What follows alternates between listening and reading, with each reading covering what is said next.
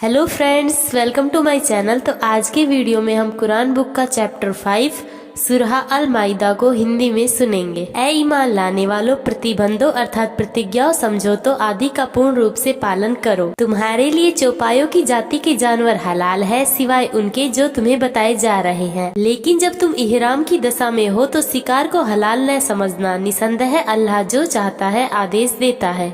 ए ईमान लाने वालों, अल्लाह की निशानियों का अनादर न करो, न आदर के महीनों का, न कुर्बानियों के जानवरों का, और न उन जानवरों का जिनकी गर्दनों में पट्टे पड़े हों, और न उन लोगों का जो अपने रब के अनुग्रह और अपनी प्रसन्नता की चाह में प्रतिष्ठित गृह अर्थात काबा को जाते हों। और जब इहराम की दशा से बाहर हो जाओ तो शिकार करो। और देखो, एक गिरोह ने जिसने तुम्हारे लिए प्रतिष्ठित मस्जिद का रास्ता बंद कर दिया है, तो इस पर तुम्हारा गुस्सा तुम्हें इतना उत्तेजित न कर दे कि तुम भी उनके मुकाबले में अनुचित ज्यादती करने लगो। हक अदा करने और इस भय के काम में तुम एक दूसरे का सहयोग करो, और हक मारने और ज्यादती के काम में एक दूसरे का सहयोग न करो। अल्लाह का डर रखो, निश्चय ही अल्लाह बड़ा कठोर दंड देने वाला है। तुम्हारे लिए हराम अर्थात निषेध है मुर्दार रक्त, सुअर का मांस और वह जानवर जिस पर अल्लाह के अतिरिक्त किसी और का नाम लिया गया हो, और वह जो घुटकर या चोट खाकर या ऊंचाई से गिरकर या सींग लगने से मरा हो, या जिसे किसी हिंसक पशु ने फाड़ खाया हो, सिवाय उसके जिसे तुमने जीवित पाकर ज़बह किया हो, और जो किसी थान पर ज़बह किया गया हो। और यह भी तुम्हारे लिए हराम है कि तीरों के द्वारा किस्मत मालूम करो। यह आज्ञा का उल्लंघन है। आज इनकार करने वाले तुम्हारे धर्म की ओर से निराश हो चुके हैं, तो तुम उनसे न डरो बल्कि मुझसे डरो। आज मैंने तुम्हारी धर्म को पूर्ण कर दिया और तुम पर अपनी नेमत पूरी कर दी, और मैंने तुम्हारी धर्म के रूप में इस्लाम को पसंद किया। अतः हराम अर्थात निषेध और हलाल अर्थात उचित की जो पाबंदियां तुम पर लगाई गई है उसका पालन करो। परंतु कोई व्यक्ति भूख से विवश होकर उनमें से कोई चीज खा ले, परंतु उसका झुकाव गुनाह की ओर न हो, तो निश्चित ही अल्लाह अत्यंत क्षमाशील दयावान है। वे तुमसे पूछते हैं कि उनके लिए क्या हलाल है। कह दो, तुम्हारे लिए सारी अच्छी स्वच्छ चीजें हलाल है, और जिन शिकारी जानवरों को तुमने सदाया हो, जिनको अल्लाह के दिए हुए ज्ञान के आधार पर तुम शिकार की शिक्षा दिया करते हो, वे जिस जानवर को तुम्हारे लिए पकड़ रखे उसको भी तुम खा सकते हो। परंतु अल्लाह का नाम ले लो और अल्लाह का डर रखो, निश्चय ही अल्लाह जल्द हिसाब लेने वाला है। बस तुम्हारे लिए अच्छी स्वच्छ चीजें हलाल कर दी गई, और जिन्हें किताब दी गई उनका भोजन भी तुम्हारे लिए हलाल है, और तुम्हारा भोजन उनके लिए हलाल है। और शरीफ और स्वतंत्र ईमान लाने वाली स्त्रियां भी तुम्हारे लिए हलाल है, चाहे वे ईमान लाने वाले गिरोह से हो या उन कौम में से जिनको तुमसे पहले किताब दी गई थी। शर्त यह है कि तुम उनका मेहर अदा करके निकाह में उनके रक्षक बनो, न कि ये कि स्वच्छंद काम तृप्ति करने लगो या चोरी छिपे दोस्ती करने लगो। और जिस किसी ने ईमान से इनकार किया उसका सारा किया धरा अखारत गया, और वह आखिरत में भी घाटे में रहेगा। ए ईमान लाने वालों, जब तुम नमाज के लिए उठो तो अपने चेहरों को, हाथों को कोहनियों तक धो लो, और अपने सिरों पर हाथ फेर लो, और अपने पैरों को भी टखनों तक धो लो। और यदि नापाक हो अच्छी तरह पाक हो जाओ। तो यदि बीमार हो या सफर में हो, या तुम में से कोई सोच करके आया हो, या तुमने स्त्रियों को हाथ लगाया हो, फिर पानी ना मिले तो पाक मिट्टी से काम लो, उस पर हाथ मारकर अपने मुंह और हाथों पर फेर लो। अल्लाह तुम्हें किसी तंगी में नहीं डालना चाहता, अपितु वह चाहता है कि तुम्हें पवित्र करे और अपनी नेमत तुम पर पूरी तरह कर दे, ताकि तुम कृतज्ञ बनो। और अल्लाह की उस अनुग्रह को याद करो जो उसने तुम पर किया है, और उस प्रतिज्ञा को भी जो उसने तुमसे की है, जबकि तुमने कहा था हमने सुना और माना। अल्लाह जो कुछ दिलों में है उसे जानता है। ए ईमान लाने वालों, अल्लाह के लिए खूब उठने वाले, इंसाफ की निगरानी करने वाले बनो, और ऐसा न हो कि किसी गिरोह की शत्रुता तुम्हें इस बात पर उभार दे कि तुम इंसाफ करना छोड़ दो। इंसाफ करो, यही धर्म परायणता से अधिक निकट है। अल्लाह का डर रखो, निश्चय ही जो कुछ तुम करते हो अल्लाह को उसकी खबर है। जो लोग ईमान लाए और उन्होंने अच्छे कर्म किए, उनसे अल्लाह का वादा है कि उनके लिए क्षमा और बड़ा प्रतिदान है। रहे वे लोग जिन्होंने इनकार किया और हमारी आयतों को झुटलाया, वही भड़कती आग में पड़ने वाले हैं।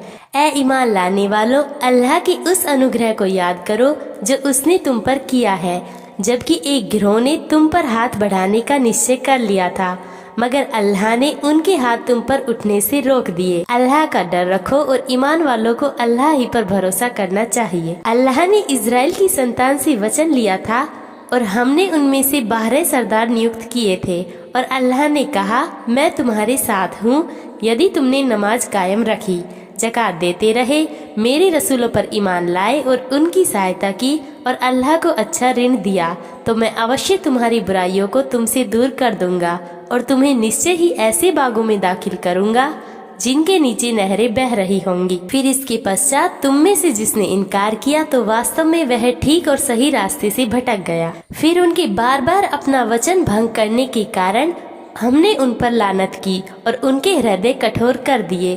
वे शब्दों को उनके स्थान से फेरकर कुछ का कुछ कर देते हैं। जो शिक्षा उन्हें दी गई थी उसका बड़ा भाग वे भूल चुके हैं और तुम्हें उनके किसी न किसी विश्वासघात का बराबर पता चलता रहेगा। उनमें से बहुत कम लोग इस बुराई से बचे हुए हैं, तो तुम उन्हें क्षमा कर दो और उन्हें छोड़ो। निश्चय ही अल्लाह को वे लोग प्रिय हैं जो उत्तम कर्मी है। और हमने उन लोगों से भी दृढ़ वचन लिया था जिन्होंने कहा था कि हम नसारा अर्थात ईसाई हैं, मगर उनको भी जो सबक याद कराया गया था उसका एक बड़ा हिस्सा उन्होंने भुला दिया। फिर हमने उनके बीच कियामत तक के लिए शत्रुता और द्वेष की आग भड़का दी और अल्लाह जल्द उन्हें बता देगा जो कुछ वे बनाते रहे थे।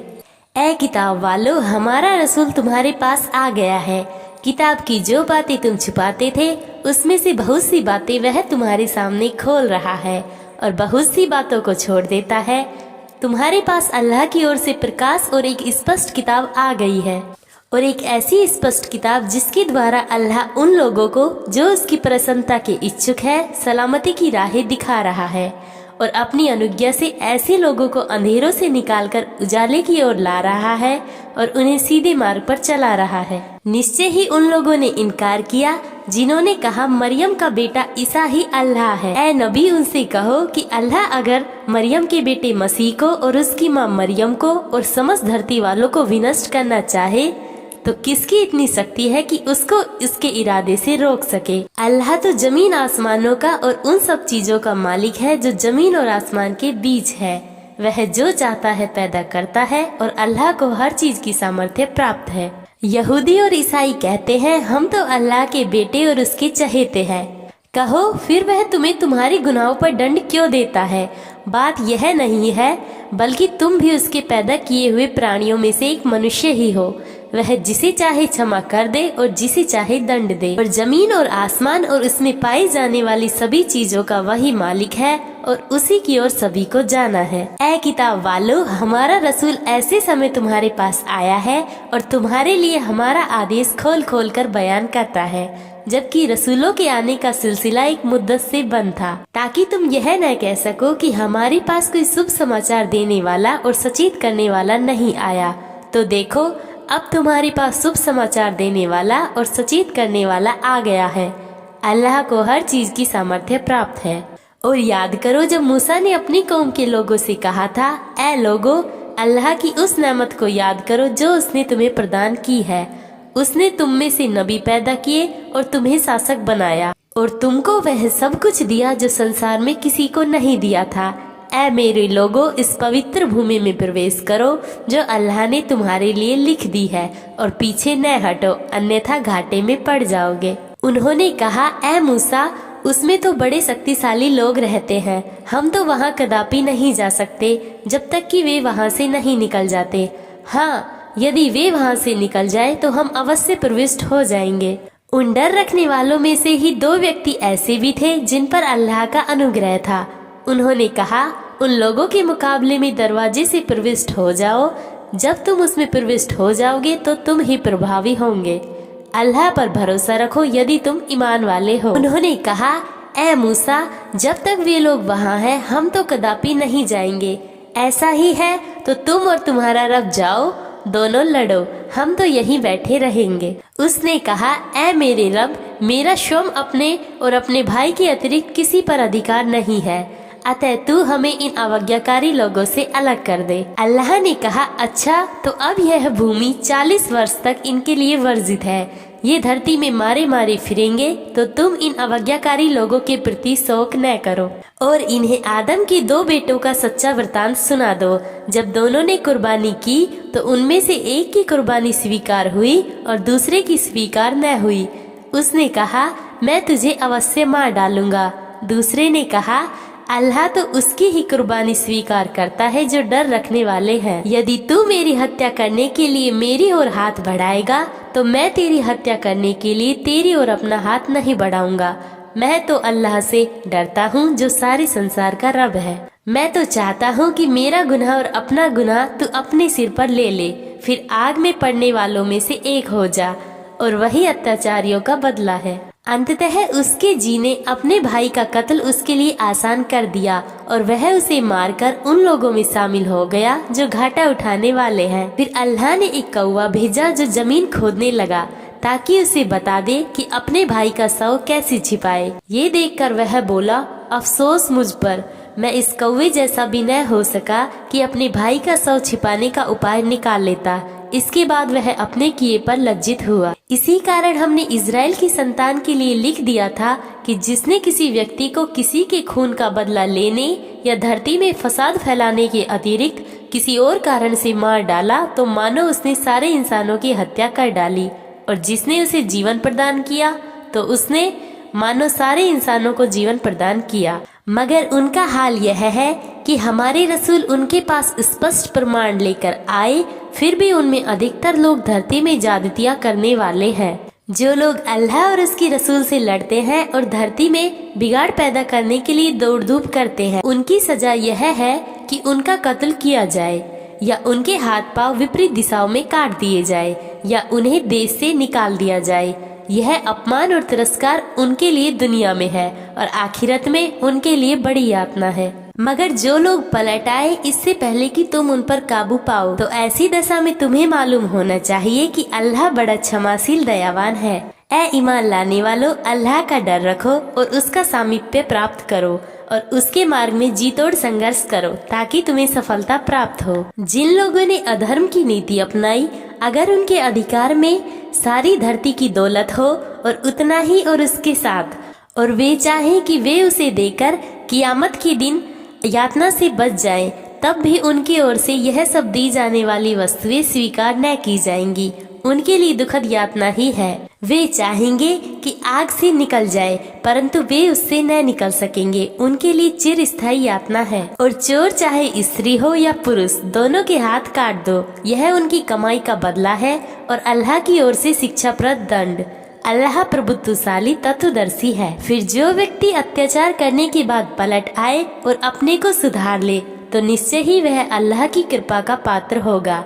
निसंदेह अल्लाह बड़ा क्षमाशील दयावान है। क्या तुम नहीं जानते कि अल्लाह ही आकाशों और धरती के राज्य का अधिकारी है। वह जिसे चाहे यातना दे, जिसे चाहे क्षमा कर दे। अल्लाह को हर चीज की सामर्थ्य प्राप्त है। ऐ रसूल, जो लोग अधर्म के मार्ग में दौड़ते हैं, उनके कारण तुम दुखी न होना। वे जिन्होंने अपने मुंह से कहा कि हम ईमान लाए, किंतु उनके दिल ईमान नहीं लाए, और वे जो यहूदी हैं, वे झूठ के लिए कान लगाते हैं और उन दूसरे लोगों की भली भांति सुनते हैं जो तुम्हारे पास नहीं आए, और अल्लाह की किताब के शब्दों को उनका ठीक स्थान निश्चित होने के बावजूद वास्तविक अर्थ से फेरते हैं और लोगों से कहते हैं, यदि तुम्हें यह आदेश दिया जाए तो इसे मानो, नहीं तो न मानो। जिसे अल्लाह ने आपदा में डालने का इरादा कर लिया हो, उसको अल्लाह की पकड़ से बचाने के लिए तुम कुछ नहीं कर सकते। ये वही लोग हैं जिनके दिलों को अल्लाह ने स्वच्छ करना नहीं चाहा। उनके लिए संसार में भी अपमान है और आखिरत में भी बड़ी यातना है। ये झूठ सुनने वाले और हराम की माल खाने वाले हैं। अतः यदि ये तुम्हारे पास मुकदमे लेकर आए, तो या तो तुम उनके बीच फैसला कर दो या उन्हें टाल जाओ। यदि तुम उन्हें टाल गए तो वे तुम्हारा कुछ भी नहीं बिगाड़ सकते, परंतु यदि फैसला करो तो उनके बीच इंसाफ के साथ फैसला करो। निश्चय ही अल्लाह इंसाफ करने वालों से प्रेम करता है। वे तुमसे फैसला कराएंगे भी कैसे, जबकि उनके पास तौरात है जिसमें अल्लाह का हुक्म मौजूद है। फिर इसके पश्चात भी वे मुंह मोड़ते हैं। वास्तविकता ये है कि ये लोग ईमान ही नहीं रखते। निसंदेह हमने तौरात उतारी जिसमें मार्गदर्शन और प्रकाश था। सारे नबी जो आज्ञाकारी थे उसी के अनुसार इन यहूदियों के मामलों का फैसला करते थे और इसी तरह अल्लाह वाले और शास्त्रवेत्ता भी इसी को फैसले का आधार बनाते थे, क्योंकि उन्हें अल्लाह की किताब की सुरक्षा का आदेश दिया गया था और वे उसके संरक्षक थे। अतः तुम लोगों से न डरो बल्कि मुझसे डरो और मेरी आयतों को थोड़ा थोड़ा मूल्य लेकर बेचना छोड़ दो। जो लोग अल्लाह के उतारे हुए कानून के अनुसार फैसला ना करे वही अधर्मी है। और हमने उस तौरात में उनके लिए लिख दिया था कि जान के बराबर जान है, आँख के बराबर आँख है, नाक के बराबर नाक है, कान के बराबर कान, दांत के बराबर दांत और सब आघातों के लिए इसी तरह का बराबर बदला है।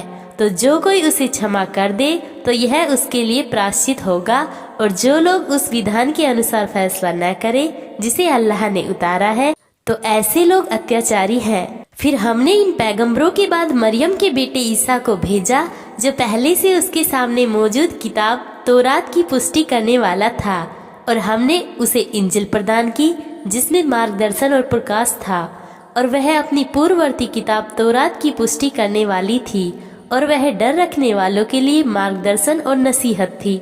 अतः इंजिल वालों को चाहिए कि उस विधान के अनुसार फैसला करे जो अल्लाह ने उस इंजिल में उतारा है, और जो उसके अनुसार फैसला ना करे जो अल्लाह ने उतारा है तो ऐसे ही लोग उल्लंघनकारी हैं।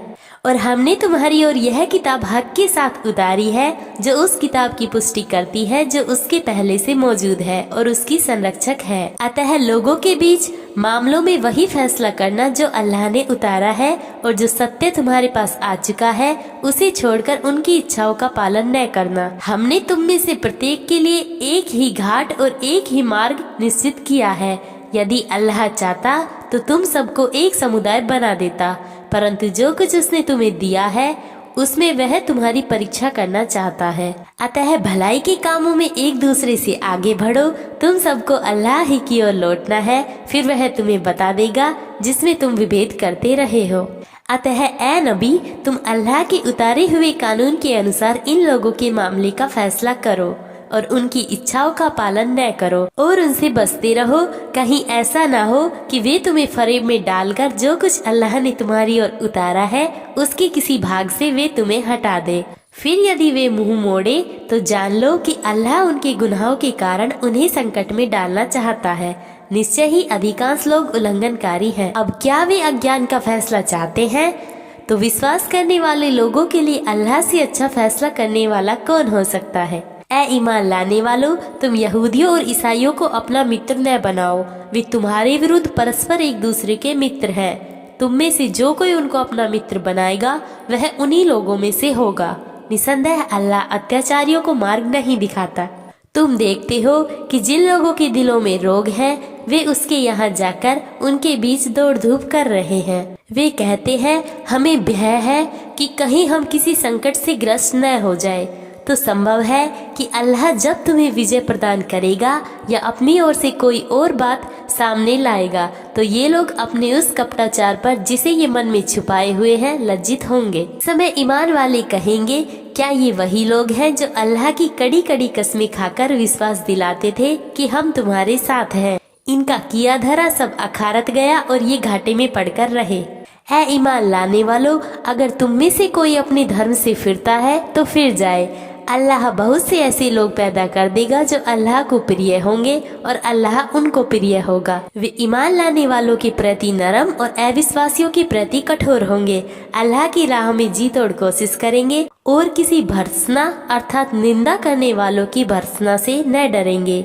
यह अल्लाह का उदार अनुग्रह है, जिसे चाहता है प्रदान करता है। अल्लाह बड़ा समाई वाला सर्वज्ञ है। तुम्हारे मित्र तो केवल अल्लाह और उसका रसूल और वे ईमान वाले हैं जो विनम्रता के साथ नमाज कायम करते हैं और ज़कात देते हैं। अब जो कोई अल्लाह और उसके रसूल और ईमान वालों को अपना मित्र बनाए तो निश्चय ही अल्लाह का गिरोह प्रभावी होकर रहेगा। ए ईमान लाने वालों, तुमसे पहले जिनको किताब दी गई थी उन्होंने तुम्हारे धर्म को हंसी खेल बना लिया है उन्हें और इनकार करने वालों को अपना मित्र न बनाओ और अल्लाह का डर रखो यदि तुम ईमान वाले हो। जब तुम नमाज के लिए पुकारते हो तो वे उसे हंसी और खेल बना लेते हैं। इसका कारण यह है कि वे बुद्धिहीन लोग हैं। कहो, ऐ किताब वालों, क्या इसके सिवा हमारी कोई और बात तुम्हें बुरी लगती है कि हम अल्लाह और उस चीज पर ईमान लाए जो हमारी ओर उतारी गई और जो पहले उतारी जा चुकी है, और यह है कि तुम में से अधिकांश लोग अवज्ञाकारी हैं।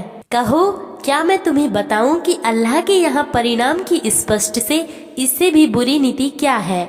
कौन गिरह है जिस पर अल्लाह की फिटकार पड़ी और जिस पर अल्लाह का प्रकोप हुआ, जिसमें से उसने बंदर और सुअर बनाए और जिसने बढ़ते हुए फसादी अर्थात तागुत की बंदगी की। वे लोग तुमसे भी निकृष्ट दर्जे के थे और वे तुमसे भी अधिक सीधे मार्ग से भटके हुए थे। जब वे यहूदी तुम लोगों के पास आते हैं तो कहते हैं हम ईमान ले आए, हालांकि वे इनकार के साथ आए थे और उसी के साथ चले गए। अल्लाह भली भांति जानता है जो कुछ वे छिपाते हैं। तुम देखते हो कि उनमें से बहुत से लोग हक मारने, जाति करने और हरामखोरी में बड़ी तेजी दिखाते हैं। निश्चय ही बहुत ही बुरा है जो कुछ वे कर रहे हैं। उनके संत और धर्मज्ञाता उन्हें गुनाह की बात बोलने और हराम खाने से क्यों नहीं रोकते? निश्चय ही बहुत बुरा काम है जो वे कर रहे हैं। और यहूदी कहते हैं अल्लाह का हाथ बंध गया है, उन्हीं के हाथ बंधे हैं और फिटकार है उन पर उस बकवास के कारण जो वे करते हैं, बल्कि उसके दोनों हाथ तो खुले हुए हैं। वह जिस तरह चाहता है खर्च करता है। जो कुछ तुम्हारे रब की ओर से तुम्हारी ओर उतारा गया है उससे अवश्य ही उनके अधिकतर लोगों की सरकशी और इनकार में अभिवृद्धि होगी, और हमने उनके बीच कियामत तक के लिए शत्रुता और द्वेष डाल दिया है। वे जब भी युद्ध की आग भड़काते हैं अल्लाह उसे बुझा देता है।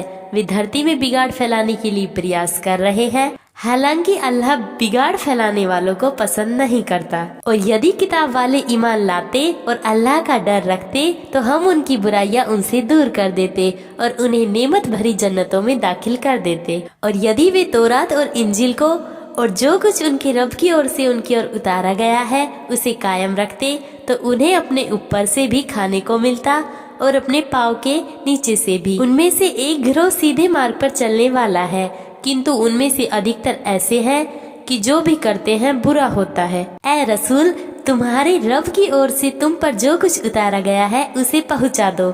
यदि ऐसा न किया तो तुमने उसका संदेश नहीं पहुंचाया। अल्लाह तुम्हें लोगों की बुराइयों से बचाएगा। निश्चय ही अल्लाह इनकार करने वाले लोगों को मार्ग नहीं दिखाता। कह दो, ऐ किताब वालों, तुम किसी भी चीज पर नहीं हो जब तक कि तौरात और इंजील को और जो कुछ तुम्हारे रब की ओर से तुम्हारी ओर अवतरित हुआ है उसे कायम न रखो। किंतु ऐ नबी, तुम्हारे रब की ओर से तुम्हारी ओर जो कुछ अवतरित हुआ है वह अवश्य ही उनमें से बहुत की सरकशी और इनकार में अभिवृद्धि करने वाला है। अतः तुम इनकार करने वाले लोगों की दशा पर दुखी न होना। निसंदेह जो लोग ईमान लाए हैं, यहूदी हो या साबई हो या ईसाई हो, जो भी अल्लाह और अंतिम दिन पर ईमान लाए और अच्छा कर्म करे, तो ऐसे लोगों को न तो कोई डर होगा और न वे शोकाकुल होंगे। हमने इज़राइल की संतान से दृढ़ वचन लिया और उनकी ओर रसूल भेजे। उनके पास जब भी कोई रसूल वह कुछ लेकर आया जो उन्हें पसंद न था तो कितनों को तो उन्होंने झुटलाया और कितनों की हत्या करने लगे। और उन्होंने समझा कि कोई आपदा न आएगी, इसलिए वे अंधे और बहरे बन गए। फिर अल्लाह ने उन पर दया दृष्टि की, फिर भी उनमें से बहुत से अंधे और बहरे हो गए।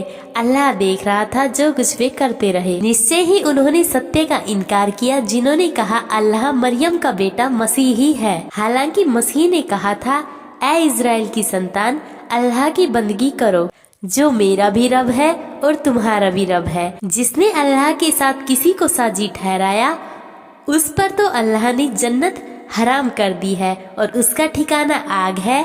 अत्याचारियों का कोई भी सहायक नहीं होगा। निश्चय ही उन्होंने इनकार किया जिन्होंने कहा अल्लाह तीन में का एक है, हालांकि अकेले पूज्य के अतिरिक्त कोई पूज्य नहीं। जो कुछ वे कहते हैं, यदि इससे वे बाज न आए तो उनमें से जिन्होंने इनकार किया उन्हें दुखद यातना पहुंचकर रहेगी। फिर क्या वे लोग अल्लाह की ओर नहीं पलटेंगे और उससे क्षमा याचना नहीं करेंगे, जबकि अल्लाह बड़ा क्षमाशील दयावान है। मरियम का बेटा मसीह एक रसूल के अतिरिक्त और कुछ भी नहीं था। उससे पहले भी बहुत से रसूल गुजर चुके हैं। उसकी माँ एक सत्यवती औरत थी। दोनों ही भोजन करते थे। देखो हम किस प्रकार उनके सामने निशानियां स्पष्ट करते हैं, फिर देखो ये किस प्रकार उल्टे फिरे जा रहे हैं। कह दो, क्या तुम अल्लाह से हटकर उसकी बंदगी करते हो जो न तुम्हारी हानि का अधिकारी है और न लाभ का, हालांकि सुनने वाला जानने वाला अल्लाह ही है। कह दो, ए किताब वालों, अपने धर्म में नाहक हद से आगे न बढ़ो और उन लोगों की इच्छाओं का पालन न करो जो इससे पहले स्वयं पथ भ्रष्ट हुए और बहुतों को पथ भ्रष्ट किया और सीधे मार्ग से भटक गए। इजराइल की संतान में से जिन लोगों ने इनकार किया उन पर दाऊद और मरियम के बेटे ईसा की जबान से फिटकार पड़ी, क्योंकि उन्होंने अवज्ञा की और वे हद से आगे बढ़े जा रहे थे। जो बुरा काम वे करते थे उससे वे एक दूसरे को रोकते न थे। निश्चय ही बहुत ही बुरा था जो कुछ वे कर रहे थे। तुम उनमें से बहुत से लोगों को देखते हो जो इनकार करने वालों से मित्रता रखते हैं। निश्चय ही बहुत बुरा है जो उन्होंने अपने आगे रखा है। अल्लाह का उन पर प्रकोप हुआ और यातना में वे सदैव ग्रस्त रहेंगे। और यदि वे अल्लाह और नबी पर और उस चीज पर ईमान लाते जो उसकी ओर अवतरित हुई है तो वे उनको अपना मित्र न बनाते, किंतु उनमें अधिकतर अवज्ञाकारी है। तुम ईमान वालों का शत्रु सब लोगों से बढ़कर यहूदियों और बहुदेववादियों को पाओगे, और ईमान वालों के लिए मित्रता में सबसे निकट उन लोगों को पाओगे जिन्होंने कहा है कि हम नसारा है। यह इस कारण है कि उनमें बहुत से धर्मज्ञाता और संसार त्यागी संत पाए जाते हैं, और इस कारण कि वे अहंकार नहीं करते। जब वे उसे सुनते हैं जो रसूल पर अवतरित हुआ है तो तुम देखते हो कि उनकी आंखें आंसू से छलकने लगती है। इसका कारण यह है कि उन्होंने सत्य को पहचान लिया है। वे कहते हैं, हमारे रब, हम ईमान ले आए, अतएव तू हमारा नाम गवाही देने वालों में लिख ले, और हम अल्लाह पर और जो सत्य हमारे पास पहुंचा है उस पर ईमान क्यों न लाए, जबकि हमें आशा है कि हमारा रब हमें अच्छे लोगों के साथ जन्नत में प्रवेश करेगा। फिर अल्लाह ने उनके इस कथन के कारण उन्हें ऐसे बाग प्रदान किए जिनके नीचे नहरें बहती हैं, जिनमें वे सदैव रहेंगे, और यही सत्यकर्मी लोगों का बदला है। रहे वे लोग जिन्होंने इनकार किया और हमारी आयतों को झुटलाया, वे भड़कती आग में पड़ने वाले हैं। ऐ ईमान लाने वालों, जो अच्छी पाक चीजें अल्लाह ने तुम्हारे लिए हलाल की है उन्हें हराम न करो और हद से आगे न बढ़ो। निश्चय ही अल्लाह को वे लोग प्रिय नहीं है जो हद से आगे बढ़ते हैं। जो कुछ अल्लाह ने हलाल और पाक रोजी तुम्हें दी है उसे खाओ और अल्लाह का डर रखो जिस पर तुम ईमान लाए हो। तुम्हारी उन कस्मों पर अल्लाह तुम्हें नहीं पकड़ता जो यूं ही असावधानी से जबान से निकल जाती है, परंतु जो तुमने पक्की कस्में खाई हो उन पर वह तुम्हें पकड़ेगा। तो इसका प्रायश्चित यह है कि 10 मुहताजों अर्थात जरूरतमंदों को औसत दर्जे का वह खाना खिलाओ जो तुम अपने बाल बच्चों को खिलाते हो, या उन्हें कपड़े पहनाओ, या एक गुलाम को आजाद करो। और जिसे इसकी सामर्थ्य न हो तो उसे 3 दिन रोजे रखने होंगे। यह तुम्हारी कस्मों का प्रायश्चित है जबकि तुम कसम खा बैठो। तुम अपनी कस्मों की हिफाजत किया करो। इस प्रकार अल्लाह अपनी आयतें तुम्हारे सामने खोल खोल कर बयान करता है ताकि तुम कृतज्ञता दिखलाओ। ऐ ईमान लाने वालों, ये शराब और जुआ और देवस्थान और पासे तो गंदे शैतानी के काम है, अतः तुम इनसे अलग रहो ताकि तुम सफल हो। शैतान तो बस यही चाहता है कि शराब और जुए के द्वारा तुम्हारे बीच शत्रुता और द्वेष पैदा कर दे और तुम्हें अल्लाह की याद से और नमाज से रोक दे। तो क्या तुम बाज नहीं आओगे? अल्लाह की आज्ञा का पालन करो और रसूल की आज्ञा का पालन करो और बचते रहो। किंतु यदि तुमने मुंह मोड़ा तो जान लो कि हमारे रसूल पर केवल स्पष्ट रूप से संदेश पहुंचा देने की जिम्मेदारी है। जो लोग ईमान लाए और उन्होंने अच्छे कर्म किए, वे पहले जो कुछ खा पी चुके उसके लिए उन पर कोई गुनाह नहीं, जबकि वे डर रखे और ईमान पर कायम रहे और अच्छा कर्म करे। फिर डर रखे और ईमान लाए, फिर डर रखे और अच्छे से अच्छा कर्म करे। अल्लाह सत्कर्मियों से प्रेम करता है। ऐ ईमान लाने वालों, अल्लाह तुम्हें उस शिकार के द्वारा कड़ी परीक्षा में डालेगा जो बिल्कुल तुम्हारे हाथों और भालों की पहुंच में होगा, ये देखने के लिए कि तुम में से कौन उससे बिना देखे डरता है। फिर इसके पश्चात जिसने ज्यादती की उसके लिए दुखद यातना है। ऐ ईमान लाने वालों, इहराम की हालत में तुम शिकार न मारो। अगर तुम में से कोई जानबूझकर ऐसा कर जाए तो जो जानवर उसके द्वारा मारा गया हो उसी जैसा एक जानवर उसे चौपायों में से भेंट करना होगा, जिसका फैसला तुम में से 2 इंसाफ करने वाले आदमी करेंगे और ये भेंट काबा पहुंचाया जाएगा, या नहीं तो इस गुनाह के प्रायश्चित में कुछ मुहताजों को खाना खिलाना होगा या उसके बराबर रोजे रखने होंगे, ताकि वह अपने किए का मजा चख ले। जो पहले हो चुका उसे अल्लाह ने क्षमा कर दिया, परंतु जिस किसी ने फिर ऐसा किया तो अल्लाह उसे बदला देगा। अल्लाह प्रभुत्वशाली बदला लेने वाला है। तुम्हारे लिए समुद्र का शिकार और खाना हलाल है, जहाँ तुम ठहरो वहाँ भी उसे खा सकते हो और काफिले के लिए राह खर्च भी बना सकते हो, किंतु थलीय शिकार जब तक तुम इहराम में हो तुम पर हराम है। और अल्लाह से डरते रहो जिसकी ओर तुम इकट्ठा होंगे। अल्लाह ने आदरणीय घर काबा को लोगों के लिए कायम रहने का साधन बनाया और आदरणीय महीनों और कुर्बानी के जानवरों और उन जानवरों को भी जिनके गलों में पट्टे बंधे हो।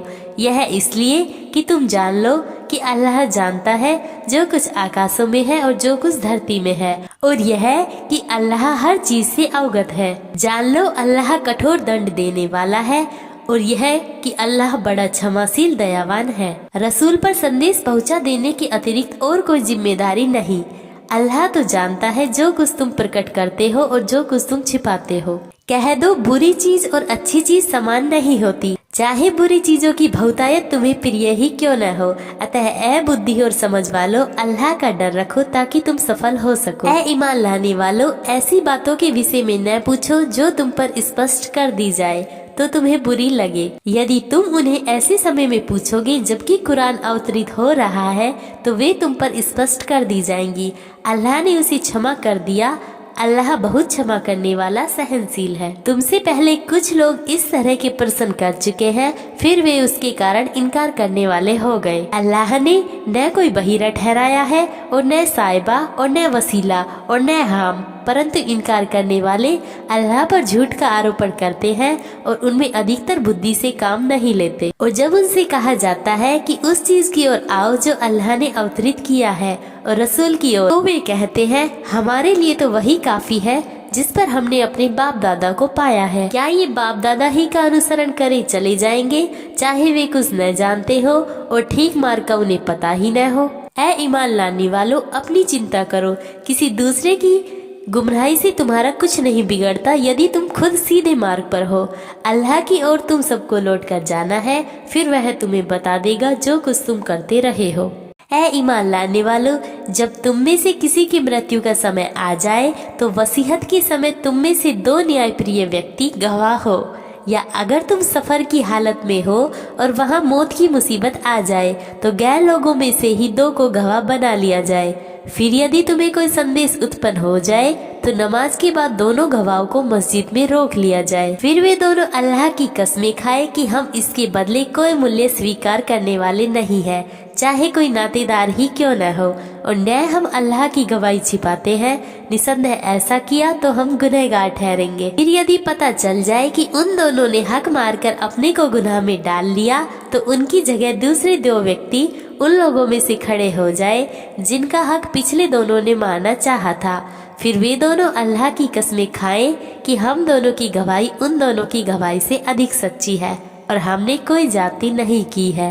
निसंदेह हमने ऐसा किया तो अत्याचारियों में से होंगे। इसमें इसकी संभावना है कि वे ठीक ठाक गवाही देंगे, या कम से कम इस बात से डरेंगे कि उनकी कस्मों के बाद दूसरी कस्मों से कहीं उनका खंडन न हो जाए।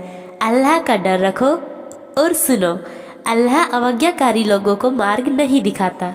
जिस दिन अल्लाह रसूलों को इकट्ठा करेगा फिर कहेगा तुम्हें क्या जवाब मिला। वे कहेंगे हमें कुछ नहीं मालूम, तू ही छिपी बातों को जानता है। जब अल्लाह कहेगा ऐ मरियम के बेटे ईसा, मेरे उस अनुग्रह को याद करो जो तुम पर और तुम्हारी माँ पर हुआ था, जब मैंने पवित्र आत्मा से तुम्हें शक्ति प्रदान की। तुम पालने में ही लोगों से बात करते थे और बड़ी अवस्था को पहुंचकर भी। और याद करो जबकि मैंने तुम्हें किताब और हिकमत और तौरात और इंजिल की शिक्षा दी थी। और याद करो जब तुम मेरे आदेश से मिट्टी से पक्षी का प्रारूपण करते थे, फिर उसमें फूंक मारते थे तो वह मेरे आदेश से उड़ने वाली बन जाती थी। और तुम मेरे आदेश से मुर्दों को जीवित निकाल खड़ा करते थे। और याद करो जबकि मैंने तुमसे इजराइलियों को रोके रखा, जबकि तुम उनके पास खुली खुली निशानियां लेकर पहुँचे थे, तो उनमें से जो इनकार करने वाले थे उन्होंने कहा यह तो बस खुला जादू है। और याद करो जब मैंने हबारियों अर्थात साथियों के दिलों में डाला था कि मुझ पर और मेरे रसूल पर ईमान लाओ। तो उन्होंने कहा, हम ईमान लाए और तुम गवाह रहो कि हम आज्ञाकारी हैं। और याद करो जब हवारियों ने कहा, ए मरियम के बेटे, क्या तुम्हारा रब आकाश से खाने से भरा थाल उतार सकता है? तो ईसा ने कहा, अल्लाह से डरो यदि तुम ईमान वाले हो। उन्होंने कहा, हम तो बस चाहते हैं कि उस थाल से खाना खाए और हमारे हृदय संतुष्ट हो और हमें मालूम हो जाए कि तूने हमसे सच कहा और हम उस पर गवाह रहे। मरियम के बेटे ईसा ने कहा, ऐ अल्लाह, हमारे रब, हम पर आकाश से खाने से भरा थाल उतार जो हमारे लिए और हमारे अगलों और हमारे पिछलों के लिए खुशी का कारण बने और तेरी ओर से एक निशानी हो और हमें आहार प्रदान कर, तू सबसे अच्छा प्रदान करने वाला है। अल्लाह ने कहा, मैं उसे तुझ पर उतारूंगा, फिर इसके पश्चात तुम में से जो कोई इनकार करेगा तो मैं अवश्य उसे ऐसी यातना दूंगा जो संपूर्ण संसार में किसी को न दूंगा। और याद करो जब अल्लाह कहेगा, ऐ मरियम के बेटे ईसा, क्या तुमने लोगों से कहा था कि अल्लाह के अतिरिक्त मुझे और मेरी माँ को भी पूज्य बना लो? तो वह कहेगा, महिमावान है तू, मुझसे यह नहीं हो सकता कि मैं यह बात कहूँ जिसका मुझे कोई हक नहीं है। यदि मैंने यह कहा होता तो तुझे मालूम होता। तू जानता है जो कुछ मेरे मन में है, परंतु मैं नहीं जानता जो कुछ तेरे मन में है। निश्चय ही तू छिपी बातों को भली भांति जानने वाला है। मैंने उनसे उसके सिवा और कुछ नहीं कहा जिसका तूने मुझे आदेश दिया था, यह कि अल्लाह की बंदगी करो जो मेरा भी रब है और तुम्हारा भी रब है। और जब तक मैं उनमें रहा उनकी खबर रखता था, फिर जब तूने मुझे उठा लिया तो फिर तू ही उनका निरीक्षक था और तू ही हर चीज का साक्षी है। वे तो तेरे ही बंदे हैं, चाहे तू उन्हें यातना दे चाहे उन्हें क्षमा कर दे, तो निसंदेह तू अत्यंत प्रभुत्वशाली तत्वदर्शी है। अल्लाह कहेगा, यह वह दिन है कि सच्चों को उनकी सच्चाई लाभ पहुंचाएगी। उनके लिए ऐसे बाग हैं जिनके नीचे नहरें बह रही होंगी, उनमें वे सदैव रहेंगे। अल्लाह उनसे राजी हुआ और वे उससे राजी हुए। यही सबसे बड़ी सफलता है। आकाशों और धरती और जो कुछ उनके बीच है, सब पर अल्लाह ही की बादशाही है और उसे हर चीज की सामर्थ्य प्राप्त है।